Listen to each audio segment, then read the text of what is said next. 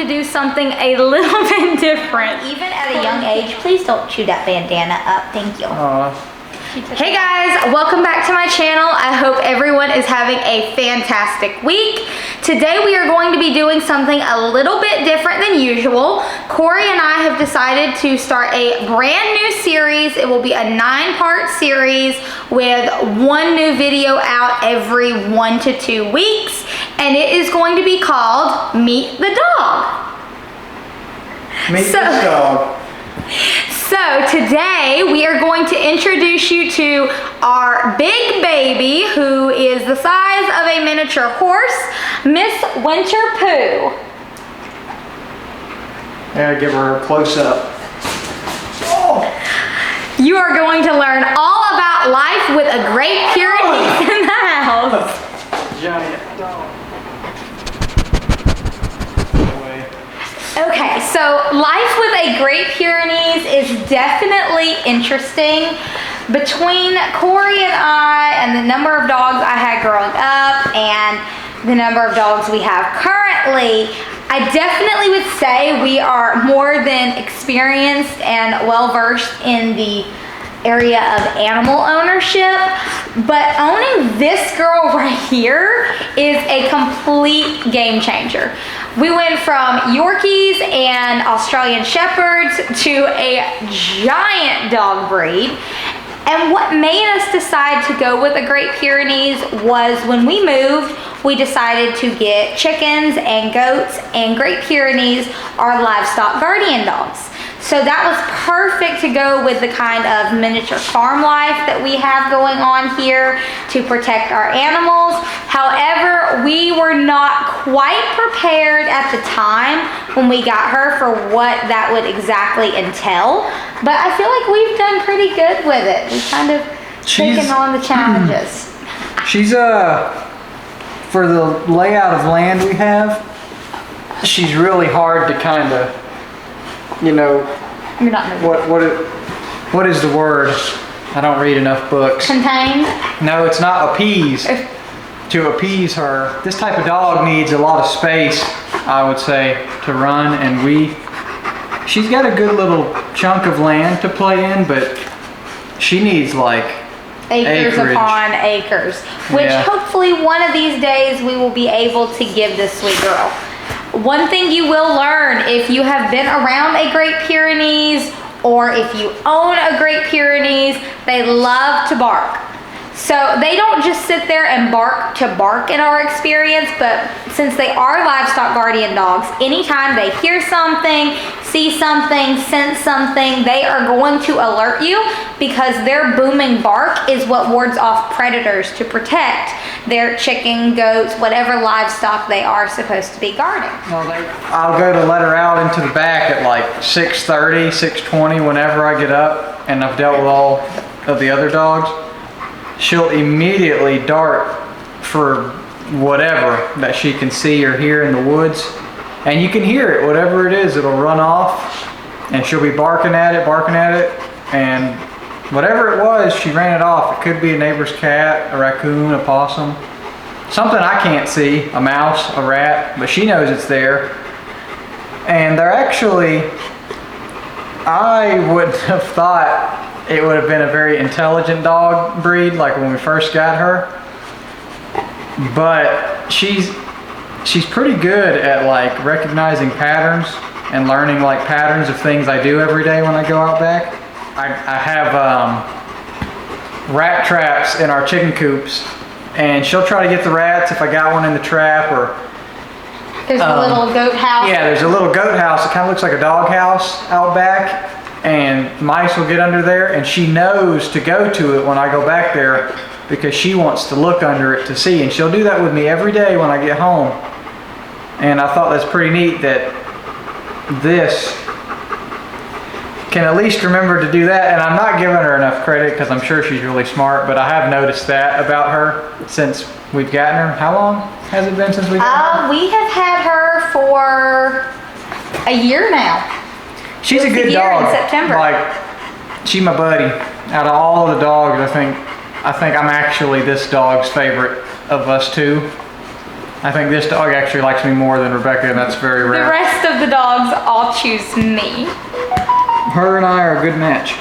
Oh, Yes, you and Winter are perfect together. Now, one thing that I actually did not know about Great Pyrenees when we first got her, and it actually concerned me until I found out that it was very normal, is they actually have 2 sets of dew claws on their back paws.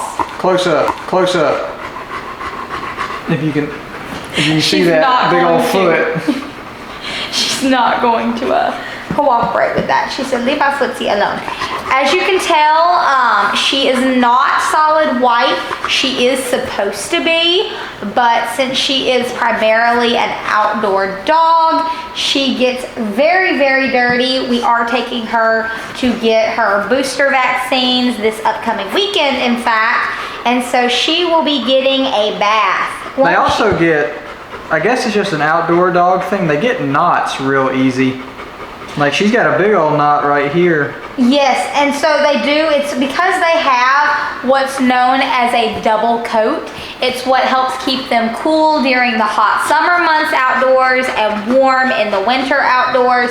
The fur will knot up if you don't regularly brush it.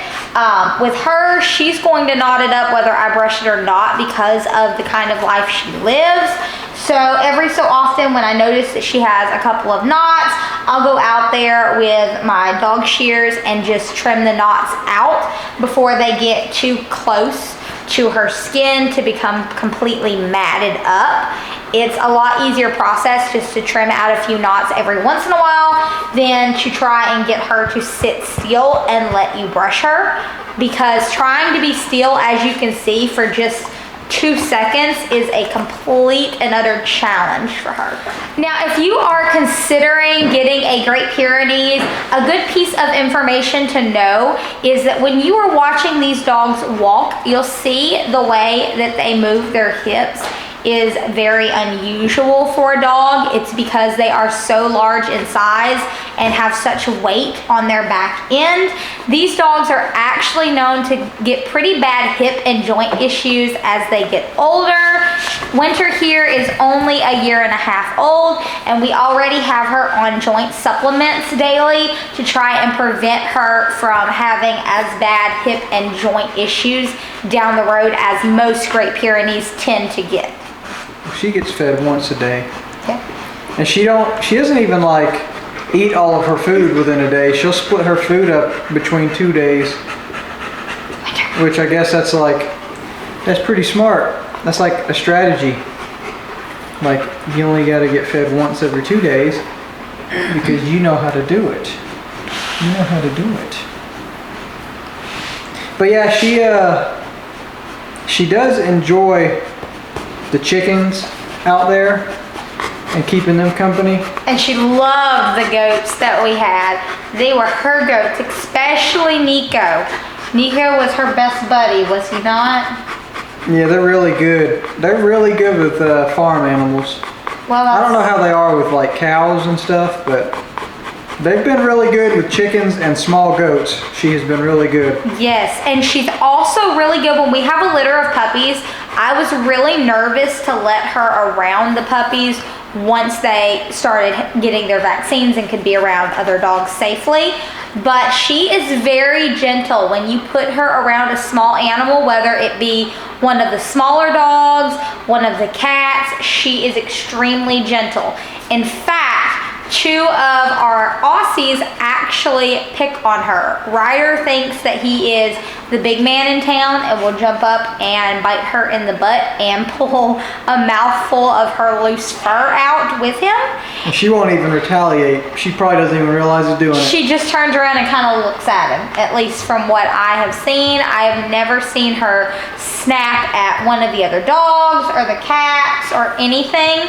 And in fact, we have a chicken out back that I believe has a neurological condition. And we're back. So I was saying we have a chicken out back that I believe has a neurological condition. We call her Lucky. She is in her own little coop because she was picked on by the other chickens. And when we lift her coop up in order to feed her and give her water, she likes to run out from under the coop and try to escape. She very often does escape from the coop. She doesn't leave our yard, but I can tell Winter to stop her, and she will go and place her leg over the chicken's neck or find another way to hold her in place until we can pick Lucky up and put her back in her coop. What is the lifespan of a dog like this? I believe most of them are 10 to 14 years, but that also depends a lot on their size, because the lifespan of an older dog is much of an older dog. The lifespan of a larger dog is shorter typically than that of a smaller dog because of the extra work that it puts on their heart and their heart muscles. I am not a vet, that is just what I have been told. A lot of what I've researched has said 10 to 14 years, but I haven't had personal experience with a Great Pyrenees before now to tell you how long I've had one. Oh. Make it until you can see she just loves her daddy. She is a big, heavy dog. She weighs 80 pounds, and that is not that big. The males can get, I believe her dad was around 130 pounds. And I actually can insert a photo up here of when she was younger, and she is, as you can see in this photo, stretched out on the couch next to Corey, and she is pretty dang big, and that was when she was just actually a few months old. She's actually about the size of Rebecca. When she stands on her hind legs, she's the exact height of Rebecca. She is. I am only 4'11" without heels. I am. And Winter, my big, tall girl, is the same height as me. She puts her shoulders, or her paws up on my shoulders. Yeah, you do. What would you say is your favorite thing about Winter and about this breed of dog? About Winter and this breed of dog? Compared to Australian Shepherds, Yorkies, Chow Chows. I like outdoor dogs because they just have that, like, I feel like they like to play more and they're more rugged. Like, it's not an apples to oranges comparison. Like, this dog compared to like Dallas upstairs, this is a dog that looks like it would love being outside. Dallas is not a dog that looks like he would enjoy being outside. He looks like he enjoys going outside to use the bathroom and come back in. This dog enjoys being out there, using the bathroom, playing. So I'd say that's probably my favorite thing about her. And this breed, this is the first one I've ever had. The favorite thing about this breed, I like big dogs too. I mean, I haven't owned a lot of big dogs. I had a German Shepherd growing up as a kid. And I want to say that Winter right now is bigger than Julius was that I remember. I don't know, there's just something about, there's something about her size that I like. I like big dogs. Like, and I'd have standard Aussies too if we could, because I prefer just a bigger dog compared to a smaller dog. Snow White. She's Snow White when we got her, and now she's like white that transitions to like a orange tinted white color. And she's just such. That's what I will say. Unless you got a really big, unless you have a really big like tub or outdoor like washing area, this dog is a pain to bathe. Well, even taking her somewhere, she's a pain to bathe. Most Great Pyrenees actually only get a bath. Most people, I'm in a Great Pyrenees group on Facebook, and most people tell me they only bathe their dog every 4 to 6 months because they are outdoor dogs. Now, before we wrap up, I do want to share my favorite winter story, and that is when Corey was building the chicken coop out back. So we have, as you may know, multiple chicken coops in the back.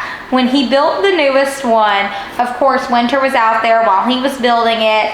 He would lay down a hammer, a box of nails, anything he was working I'd with. lay down little scraps of 2x4. Anything that you bring back there that wasn't already back there, and she's around you, watching you, if you walk away and you come back for it, it will be gone. Or turn your back. I mean, I had a Take your box. eye There was off. a box of nails, a box of like carpentry nails, and I set them down and I went to do something, and I came back and the box of nails was gone. I mean, you can't eat nails. We love you. You can't eat nails. You cannot do it. But yeah, she took the box of nails. She doesn't try to eat any of it. She just takes it and places it in a different part of the yard. We have cameras back there, and I remember, because you got the mount for the camera, I remember setting the mount down, and you'd go back to get the mount, and you're like, I just had it out here, and you'd look at her, and she's got it in her mouth, and you go to get it from her, she starts running like She's you're walked playing off a game. with a rat trap before. Thankfully, it was not set. She thinks it's a game, that's for sure. She loves to play with anything that fits in her mouth. But she's a really curious dog, which can be a good thing and a bad thing. It definitely can be. Thank you guys so much for watching the very first Meet the Dog video. We will be back most likely next week with another Meet the Dog video. And what dog are we going to meet next week? He chose Winter. That's a surprise. Y'all gotta You've got to come back and watch some more. But we are going to get this big girl into her crate to sleep for the night. Thank you so much for watching. If you haven't already, please like and subscribe to my channel. Head over to Instagram and follow me at RebeccaLynn_GA, and we'll catch you next time. Bye. It's probably worst case scenario if she doesn't want to go in the crate. So let's see. All right. Typically, I just kind of kite her with the. Come on. I just kind of kite her with the collar. See, if you don't like walking on hardwoods, and then once you get close, you just kind of. And then, if all 2 brain cells are firing, she'll go in there. Like right now. Oh my gosh, they were all firing.